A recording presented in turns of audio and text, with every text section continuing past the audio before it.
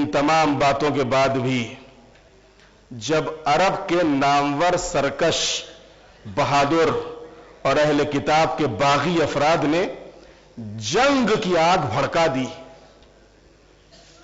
پیغمبر میرے بابا آئے تھے صلح قائم کرنے کے لیے، امن قائم کرنے کے لیے، پیار اور محبت کا درس دینے کے لیے، اور انہوں نے واقعاً یہ کیا، لیکن اس کے باوجود جو دشمن تھے، جو نہیں چاہتے تھے کہ ان کا دین اور ان کا آئین دنیا میں پھیلے، اور جب انہوں نے جنگ کی آگ بھڑکائی تو خدا نے اسے بجھا دیا۔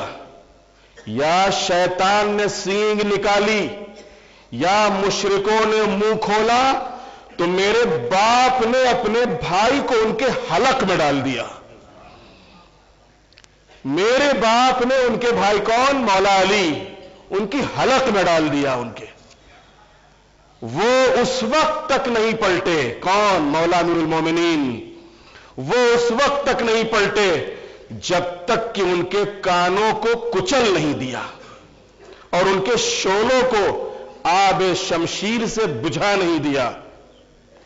وہ اللہ کے معاملے میں سخت زحمت کش، اپنے معاملے میں مولا کا جو کردار رہا ہے، اپنے معاملے میں بڑے نرم تھے، بڑے رحم دل تھے، لیکن جب دین کی بات آتی تھی اور اللہ کی بات آتی، بڑے سخت تھے مولا امیر المومنین۔ دین کے معاملے میں کوئی رعایت نہیں، ہاں تم ہم سے آؤ، ہمارے اوپر کوئی تمہارا حق بنتا ہے اس سے زیادہ لے جاؤ، لیکن اگر تمہارا دینی لحاظ سے کوئی حق ہے تو اس میں کوئی چھوٹ نہیں۔ دین کے معاملے میں کوئی رعایت نہیں، اسلام کے معاملے میں کوئی چھوٹ نہیں۔ وہ اللہ کے معاملے میں سخت زحمت کش اور جد و جہد کرنے والے تھے، اور تم عیش کی زندگی آرام، سکون، چین کے ساتھ گزار رہے تھے۔ کب؟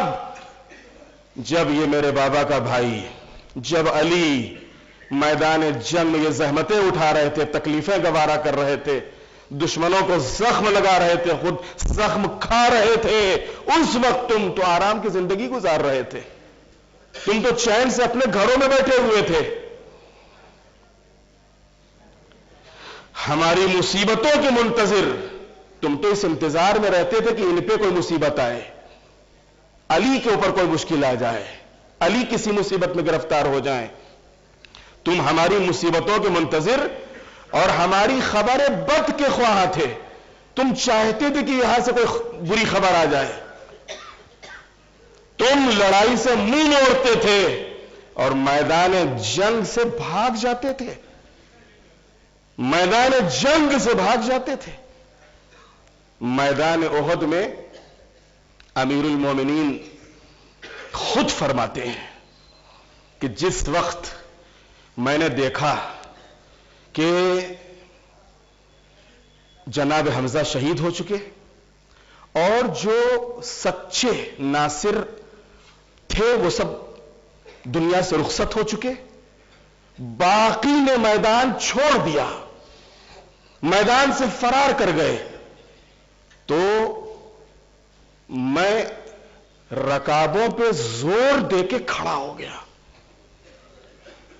رکابوں پہ زور دے کے کھڑا ہو گیا، کوئی نہیں تھا میدان میں، اور میں دیکھ رہا تھا کہ رسول اللہ کہاں گئے۔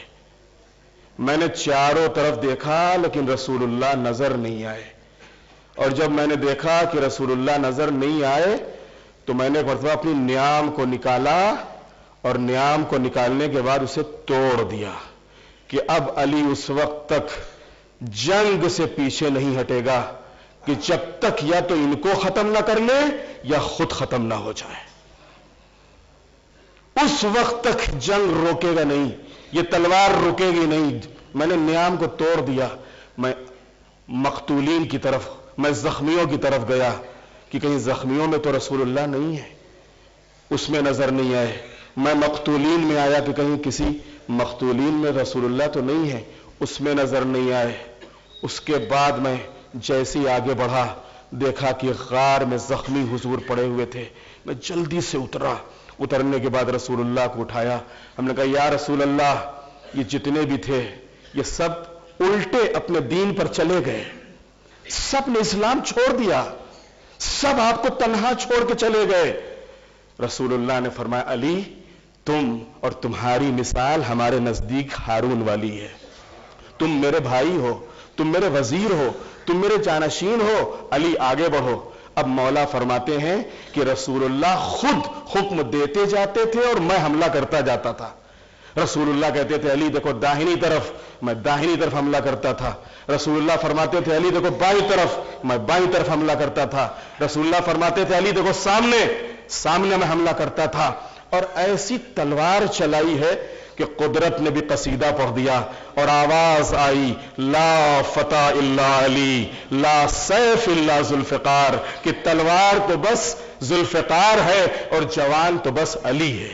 کو پیش کرتے ہوئے اسی کو منظر کو پیش کرتے ہوئے بی بی فرماتی ہیں کہ وہ اللہ کے معاملے میں سخت زحمت کش اور جد و جہد کرنے والے تھے، اور تم عیش کی زندگی گزار رہے تھے، ہماری مصیبتوں کے منتظر اور ہماری خبر بد کے خواہ تھے۔